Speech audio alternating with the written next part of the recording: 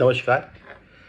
आज बात करते हैं देश में प्रचलित कोलिजियम सिस्टम की।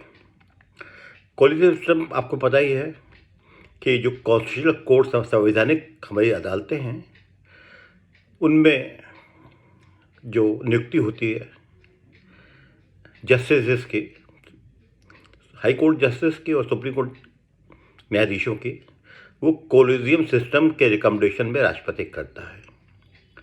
अब जैसे हाई कोर्ट्स होते हैं, उसमें दो तरह के अपॉइंटमेंट होते हैं। एक तो जो लोअर जुडिशरी से जाते हैं, चाहे वो मुंसिफ से बने हो चाहे एचएस से बने हो, सीनियरिटी के बेसिस पे वो लोग जाते हैं ऑनरेबल हाई कोर्ट में, और उनका जो टेन्योर होता है बहुत कम होता है। कई का साल, 1.5 साल, 2 साल, मैक्सिमम 4-5 साल होता है। और जो दूसरे चुने जाते हैं वो हैं एडवोकेट्स जो ऑनरेबल हाई कोर्ट और ऑनरेबल सुप्रीम कोर्ट में प्रैक्टिस कर रहे होते हैं। उनको बनाया जाता है कोलिजियम द्वारा, और कोलिजियम में जो होते हैं सीनियर जजेस होते हैं, चीफ जस्टिस होते हैं। दे रिकमेंड, और रिकमेंडेशन के बाद भेज जाते हैं वो सुप्रीम कोर्ट, और सुप्रीम कोर्ट के बाद जाते हैं वो हाई कोर्ट्स के लिए, राष्ट्रपति के बाद मोहर लगने के लिए। गवर्नर की संतुष्टि भी ज़रूरी होती है, लेकिन वो शायद फॉर्मेलिटी होती है। अब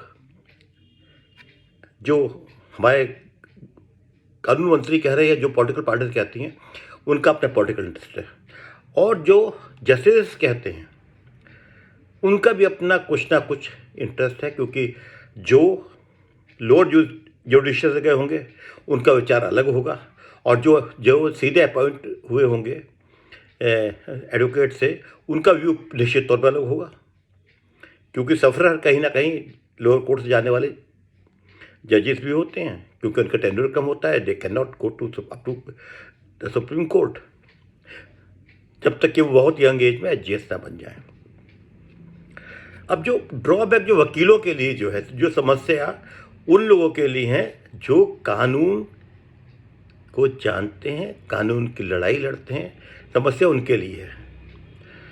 कोई ऐसी एक ब्रांच तो है नहीं वकालत में। दीवानी है, फौजदारी है, टैक्सेशन है, लेबर लॉ है, उसके बाद फिर उसमें अलग अलग ब्रांचेस होती हैं। मोटर एक्सीडेंट क्लेम है, लैंड एक्विजिशन है, तो देयर आर मल्टीपल ब्रांचेस। अब साइबर भी हो गए, लॉ भी आ गया है, और हर वकील हर डॉक्टर की तरह हर ब्रांच में एक्सपर्ट नहीं हो सकता। इस बात को आपको मानना पड़ेगा। जो फौजदारी का वकील है, ही मे बी एन एक्सपर्ट और a very good lawyer on criminal side, लेकिन जितना बड़ा वकील फौजदारी का होगा उतना वो शून्य वो होगा सिविल केसेस में, लैंड एक्विजिशन में, सर्विस मैटर में, लेबर मैटर्स में, इनकम टैक्स मैटर में, इन सब में, टैक्सेशन में वो उसको वो महारत हासिल नहीं हो सकती। कंज्यूमर्स में अब फाइनेंशियल कोर्ट्स और आ गई हैं, नहीं हो सकते वो। और जो दीवानी का वकील होगा, वो दीवानी के मुकदमों में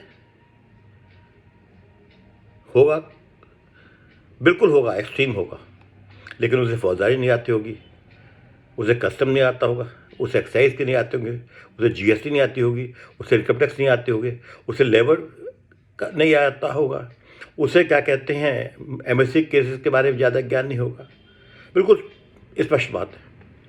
तो कहीं ना कहीं मान लीजिए एक एडवोकेट है, ट्रांसपोर्ट का वकील है, जैसे chief justice of India V N Khare साहब थे, he was a basically transport advocate, और भी कई नाम हैं जो लोग अलग अलग ब्रांच में देवर टॉप लॉयर्स। पालकी वाला बहुत बड़ा नाम है, लेकिन टैक्सेशन के वकील थे खाली वो। तो ये नहीं है कि, लेकिन एक्सपर्टाइज नहीं हो सकती उनको हर लॉ के ऊपर। तो कुछ ना कुछ ऐसा सिस्टम बनाना चाहिए। पहली बात तो ये है कि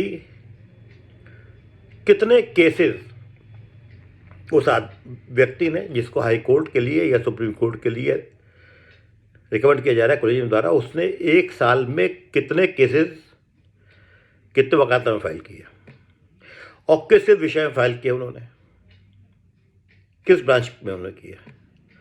दूसरी बात, उनके रिजल्ट का, उनका केसेस का रिजल्ट क्या रहा, उनके कितने सबमिशन माने गए जिसमें अप्रूव फॉर रिपोर्टिंग हुआ और वो रूलिंग बनी, कितनी उनकी अपीयरेंस थी, what was structure of their fees. क्योंकि कई बार होता है कि जो एडवोकेट्स कम फीस लेते हैं उनके पास मल्टीपल केसेस होते हैं, जो सीनियर एडवोकेट होते हैं उनके पास केसेस कम होते हैं लेकिन उनकी फीस ज़्यादा होती है। तो जो उनकी एनुअल इनकम है वो अभी क्राइटेरिया है शायद टैक्स के ऊपर, जो है कि जो सैलरी होती है वो उनकी कम जो होनी चाहिए, इनकम टैक्स रिटर्न 30 साल की होनी चाहिए। अब कम से कम 5 साल तक उनका रिकॉर्ड देखा जाए कि उन प्रोफेशनली वो लोग कैसे थे, कितने केसेस में उन्होंने सक्सेस प्राप्त की, what was the argument they advanced, whether they were appreciated by the court और not, whether those cases were approved for reporting और नॉट। इसको देखने के बाद नाम भेजा जाए और क्राइटेरिया बनाया जाए फिक्स एक, और जो जैसे एडवोकेट सिविल का है तो उसको बिल्कुल सिविल साइड में रखा जाए, जो लैंड एक्विजिशन का है उसे लैंड एक्विजिशन के केस दिए जाएँ खाली, जो फैमिली कोर्ट्स के बारे में एक्सपर्टाइज है, जो टैक्सेशन में है, जीएसटी में है, जो क्रिमिनल साइड में है, उनको भी रखा जाए। बिल्कुल आप परफेक्शन नहीं पा सकते जब तक आपने उस सब्जेक्ट पे, उस ब्रांच में कम से कम 15-20 साल लगातार निरंतर बहुत ज़्यादा मेहनत की हो और आपने कम से कम 50 केसेस हर साल फ्रेश फाइलिंग किए हुए हों और आपका रिजल्ट पॉजिटिव रहा हो, कम से कम 60-70% रिजल्ट आपका हो। और वरना कॉन्स्टिट्यूशनल मैटर भी होते हैं तो उनको वो उन जजेस को वहीं बैठा प्रयास किया जाए कि वो लोग उन्हें वहीं बैठें, कैटेगराइज कर दें, जो सिविल जज आया है, जो कॉन्स्टिट्यूशनल मैटर का एक्सपर्ट है, जो टैक्सेशन का वो एडवोकेट रहा हो, जो फैमिली मैटर्स का रहा हो, जो सर्विस मैटर का रहा हो, जो एजुकेशन मैटर का रहा हो, उनको वहीं बैठाया जाए। तभी जुडिशरी में कुछ ना कुछ सुधार हो पाएगा। क्योंकि आप देखते हैं कि एक चपरासी को भी इंटरव्यू देना पड़ता है नौकरी के लिए, एक बाबू को भी देना पड़ता है, आईएएस अधिकारी, आईपीएस अधिकारी, सबको इंटरव्यू देना पड़ता है, पीसीएस जे, पीसीएस, पीपीएस, आईपीएस, आईएफएस सब जो होते हैं वो थ्रू सम स्क्रूटनी उनके पहले लिखित होता है, फिर उनका इंटरव्यू होता है, उसका सिलेक्शन होता है।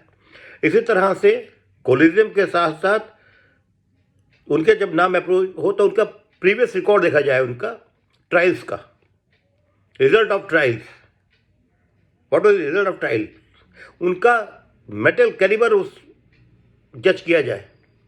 उसके बाद उनका एटीट्यूड देखा जाए कि कोर्ट्स में उनका एटीट्यूड कैसा था, डेमिनर कैसा था उनका, और साथ में ये देखा जाए फिर उनका बाद में फुल बेंच या कम से कम 50% जजेस उनका इंटरव्यू लें। और जैसा आजकल लोग कहते हैं और चला भी आ रहा है, परिवारवाद, हजारों एग्जाम्पल्स हैं।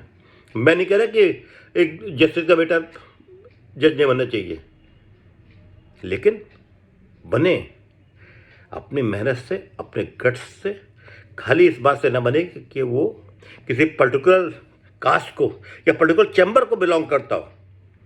चैम्बर्स के वकील जाते हैं, रोज देखते हैं हम लोग फला चैम्बर के, फला चैम्बर के, फला चैम्बर के, और फिर